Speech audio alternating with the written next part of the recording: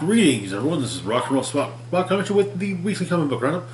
We've covered we've covered done a few bits of this week's haul. Let's get started with this week's by and large Avengers books. Kicking things off, we've got All Out Avengers #1. Kicking off a new miniseries. We kind of start in the middle of the action. Captain Marvel has turned evil thanks to some alien shenanigans, and she knocks the crap out of Thor. Iron Man and Thor continue to keep her distracted, while Blade, Spider-Woman, and Cap infiltrate the alien ship.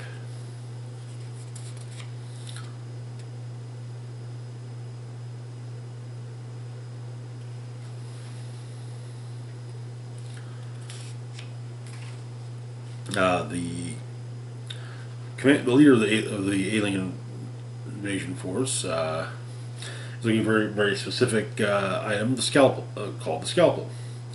But she has more of her forces in pocket dimensions, which she can summon forth. Cap, Jess, and Blade make fairly short work of them, and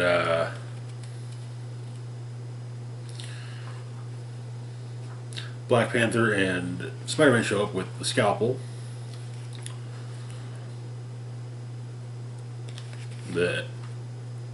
Various alien allies various alien members of the invading race are taken care of. Captain Marvel is briefly incapacitated by being hit in the head with Mjolnir, and Captain Marvel goes to attack Cap and is going through a portal. Apparently, it'll take a few hours for the whatever alien shenanigans are going on with her to wear off, and it will also take her just as long to get back to Earth. The narration, however, implies that this is the end of the event. This marks the beginning of the end of the Avengers. That is where the issue ends.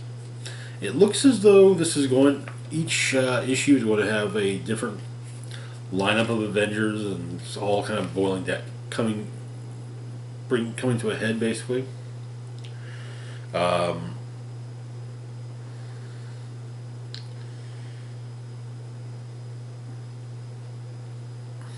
next issue promises a somewhat different lineup, so we'll see.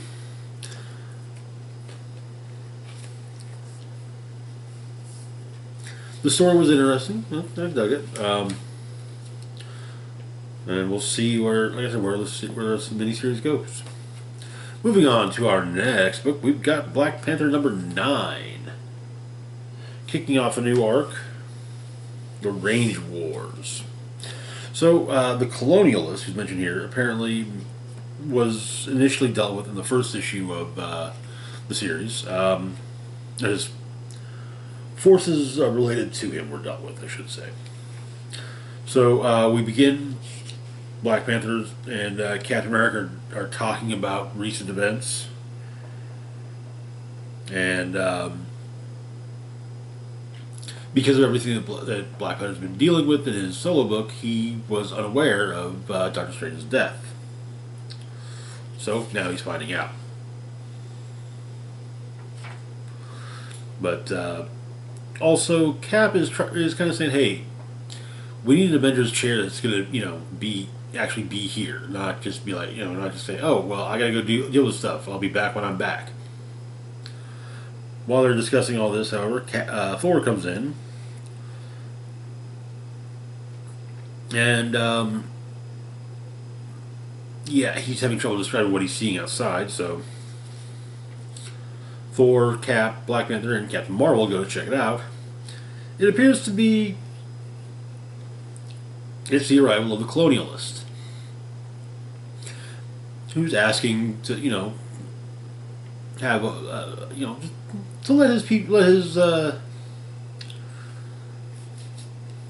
his beings some of the beings under his control graze. Um,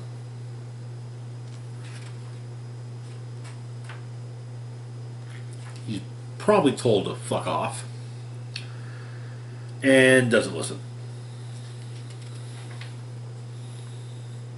But they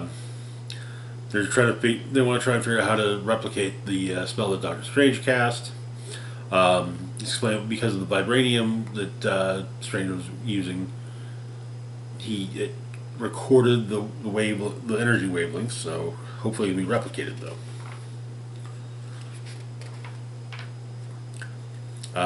So like I said, the colonialists didn't listen, and in fact, he opted to go to a town in Texas called My Large Intestine.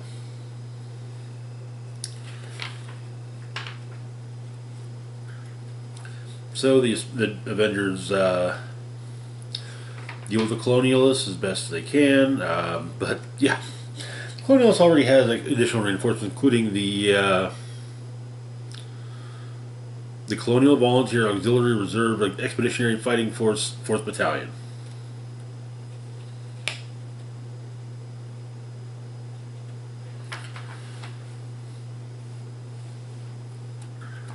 As Black Panther tries to get there in time to basically replicate the waveform. Excuse me. Battle is pretty well pitched, but before Black Panther can utilize the device to replicate the waveform, he's stopped by another minion of the colonialist, the Buffalo Soldier. And that is where the issue ends. Very interesting. A lot of very on the nose stuff. Which sometimes subtlety is a good thing. Sometimes you have to be as subtle as a dump truck, as a garbage truck with bad muffler. I do kind of appreciate the way that John Ridley writes Thor. Kind of his way of trying to describe the colonialists' arrival at Avengers Mountain. It was a very different take on Thor than I'm used to. Moving on to our next book, though, we've got Captain America: Sentinel of Liberty, number 4. Where we left off, Cap was learning was making it a point to learn more and more about the Outer Circle, having faced one of their minions already. Meanwhile, Bucky was doing his own investigation and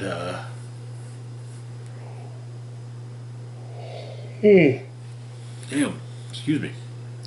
He approached Peggy Carter about what's going on, and the two of them got into quite the fight. And Peggy basically told him to,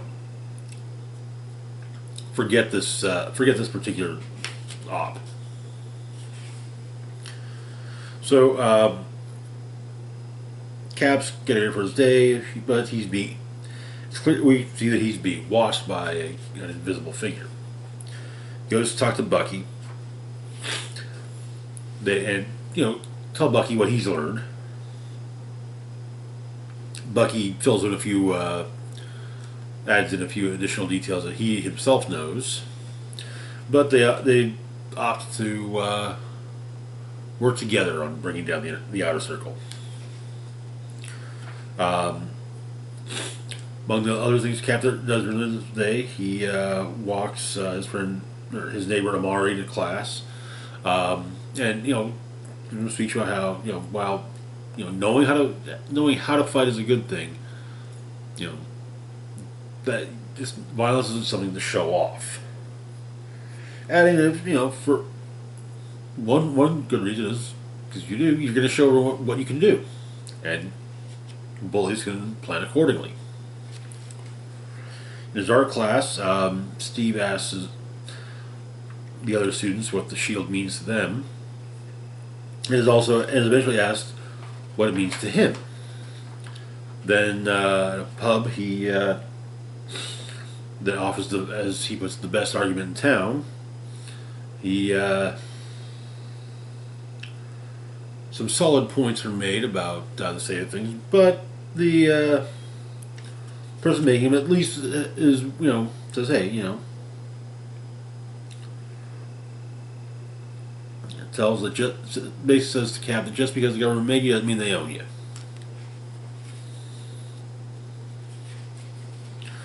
Later that night, Cap puts himself walks basically into a box canyon, and explains that while all the conversations he knows he's been being followed, and part of me couldn't hear anything all day, or there were hardly any background noises. But he also says that everything that he said to every conversation that he had was just as much for the redacted as for him. And so the redacted attacks. They duke it out, and Cap tells them while they're fighting, everyone on the planet can choose their place in the circle.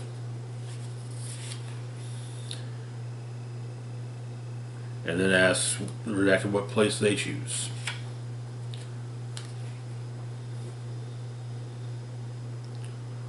And he gets an ally out of it.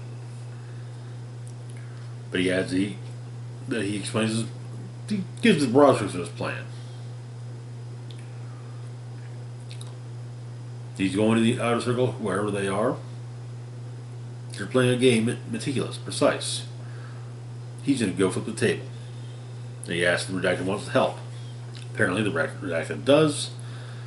But the revolution learns that at least he's the redacted off the board. And calls a meeting. And a move. Captain America to the Shadow Capital. Final move. And that is where the issue ends. Honestly, this arc is extremely interesting. Really digging it. It has a very similar feel to the beginnings of Ed Brubaker's run on Captain America more than 15 years ago. Anyway, moving on to our next book, we've got She-Hulk number 6. Where we left off, Jen was still doing what she could to get information on to help Jack of Hearts, while also rebuilding her law practice. And though she's been told no superhuman law, practically all of her clients that she's bringing in are superhuman. So apparently it's the day in question is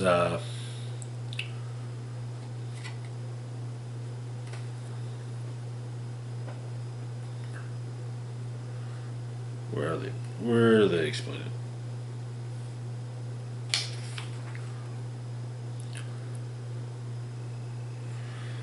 Eat cake and fancy dresses Wednesday. And so She-Hulk and Hellcat meet up for this. Apparently, She-Hulk has asked Patsy to see about getting Jack of Hearts' Avengers file from Tony, which she does, and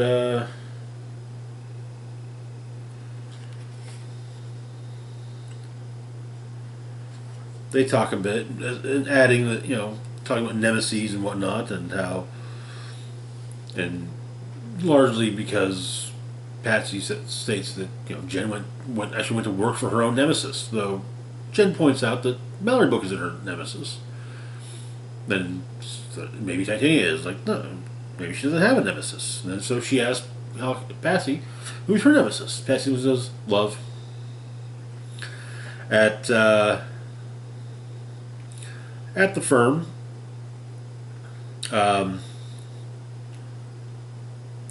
Mallory's waiting for her, not entirely happy about things, and apparently though Jen is a client. It's Nightcrawler. Apparently Nightcrawler wants to see if Jen could represent Krakoa, or could adding things like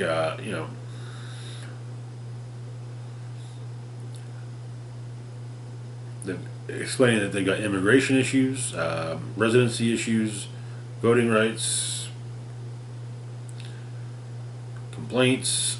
Apparently, Cyclops spent so much time on Krakoa that the state of Connecticut won't let him renew his driver's license. Which I have to wonder why the state of Connecticut, but whatever. But Mallory's not happy about the fact that every client she's had has been a superhuman, but Jensen, she's been on every superhuman that there is. She hardly knows anybody that isn't part of the superhero community. But she does add that she signed Krakoa on retainer, which actually makes Mallory quite happy.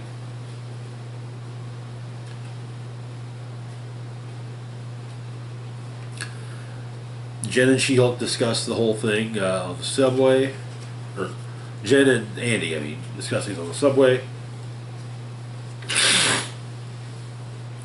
Jen returns home to Jack of Hearts, who is cooking lasagna. Apparently, he still has he still has access to his old bank accounts, everything about it. And she gives him his Avengers file. But the lasagna is really good, and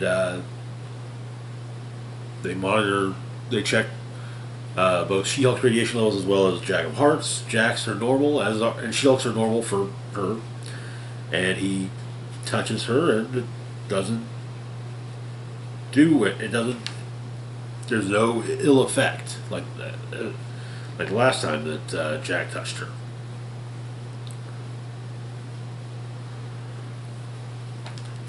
And so they kiss, and well, the kiss goes from kissing on the couch to off to She-Hulk's room. And that is where the issue ends. Alright, okay. Very neat, very interesting issue. I'm digging the series. It does the tongue-in-cheek well. Maybe not. The fourth wall breaks are a little missed. I guess I've kind of missed those, especially with the show on Disney Plus. But it doesn't. The lack of them doesn't kill things. So yeah. Anyway, moving on to our last book for the moment, we've got Spider-Man 2099 Exodus Omega.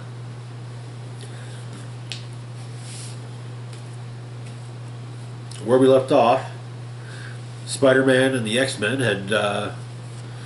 were at the Celestial Garden, ready to deal with Osborn's forces when Osborn himself had shown up. So the issue begins with with Ulana, the Watcher, narrating basically giving a recap. Apparently Ulana was Uatu's lover, and it kills her to be the Watcher of Earth, as Earth is the planet that killed her lover. So, the X-Men and Spider-Man get ready to face off against Osborn and his troops. Osborn armors up. Nostromo gets told what he needs to do to truly take down the Cabal. They need to get rid of the black cards. And yeah, the battle is joined. Osborn is constantly comparing Miguel to Peter.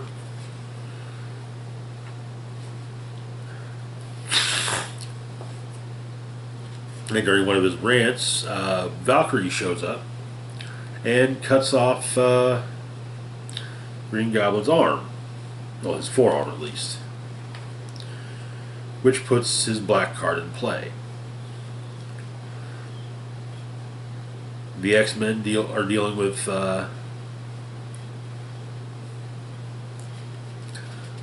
Osborn's troops.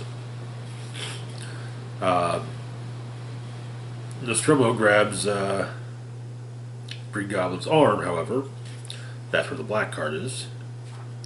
and heads to a basically the facility which Osborn utilizes, lives in basically, and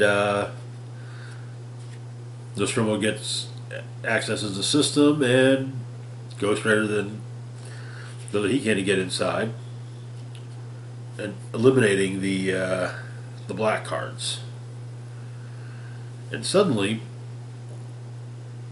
all of Osborn's troops are no longer working for him, and the Avengers show up and take all of Osborn's forces prisoner, as well as Osborn himself.